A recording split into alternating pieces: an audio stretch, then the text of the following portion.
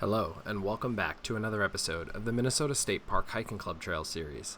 Today, we traveled to Schoolcraft State Park up in Deer River, Minnesota. Schoolcraft is a primitive state park, so it doesn't have a visitor center or any utilities. It does have a decent campground similar to Franz Josef State Park. Founded in 1959, the state park is named after Henry Schoolcraft. It is thought that he camped within the confines of the park during his journey up the Mississippi to discover its headwaters. The convergence of the Vermilion and Mississippi has a long history of habitation from the Native Americans, who would stop and camp here on their journeys. The Torrey Township homestead that acted as a common stopping point for river travelers, or the lumbermen who floated logs downriver to the mills along the Mississippi. The wildlife highlight of this park is the waterfowl. There are numerous migrating birds that also pass through the park, and this park is relatively quiet even during peak season. It's a perfect place to watch for them. There are, of course, the common animals that you'll see in this area, such as white-tailed deer and forest-dwelling rodents.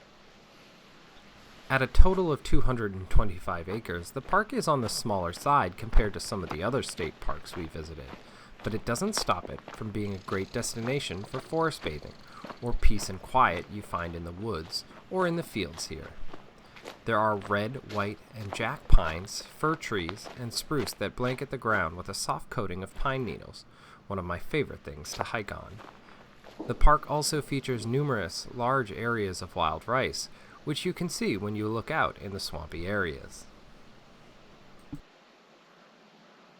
It's best to pair with either Itasca, which is an hour and a half's drive from the park, or Lake Bemidji, which is about an hour and 10 minutes. I'd suggest doing Schoolcraft in Bemidji in a day and then heading down to take more time at Itasca State Park, which has a significant area to explore compared to the other two. Also, Lake Salie State Rec area is within this area and could be added to any trip. This will also ensure you can get some patches or pins if you collect those items from the visitor center at the other parks, as this one does not have a visitor center.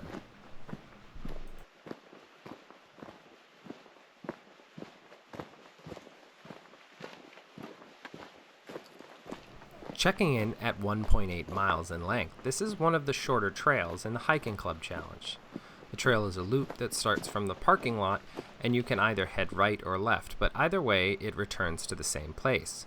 We chose to go left, which starts with a forest area with significant amount of pine. The trail does come right up against the Mississippi at this section as well. After a short period, the trail turns left and starts to reduce in the number of pines as it heads away from the river.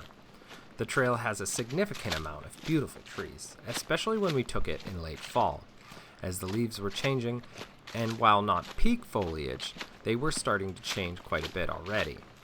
You might notice as the trail starts to turn once more that you're coming to the park boundaries, and you're walking along the boundary for a while before the trail shoots back towards the center of the park. This center section of the park does head towards the pine-dominated section of the forest again. It's a peaceful walk, especially since we arrived after the camping season, so we had the park virtually to ourselves. It's a far cry from the environment of some of the parks closer to the metro, but sometimes it's nice to see other hikers out on the trail enjoying it just as we are. Each certainly has its charm. The entry road intersects the path, so you'll have to cross it. It's near the entrance of the park, and you may have noticed it as you drove in. From there, the path stays relatively straight as it heads towards the overlook point near the group camp area. The trees mix between the pine and deciduous type trees in varying degrees, before they start to thin as you come to the overlook area. It's a gorgeous overlook of the river. We spent some time enjoying the river along this way before heading back towards the starting parking lot. My favorite part is by the group camp G1, where the trail comes out to a point right before the Vermilion River flows into the Mississippi. It's a pretty overlook of the Mississippi, and considering the life's work of Henry Rose Schoolcraft, who put in a great effort to discover the headwaters of the Mississippi, a pretty fitting best trail of the park, overlooking the river whose headwaters he helped find.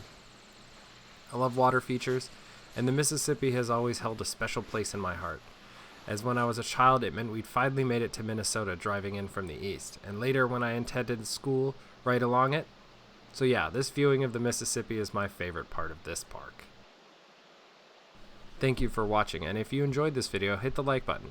And if you'd like to keep up with the rest of the series, hit the subscribe button, or click on the playlist to see the ones we've already released. We're getting near the end of the series now, so feel free to leave a suggestion in the comments for what our next series should cover.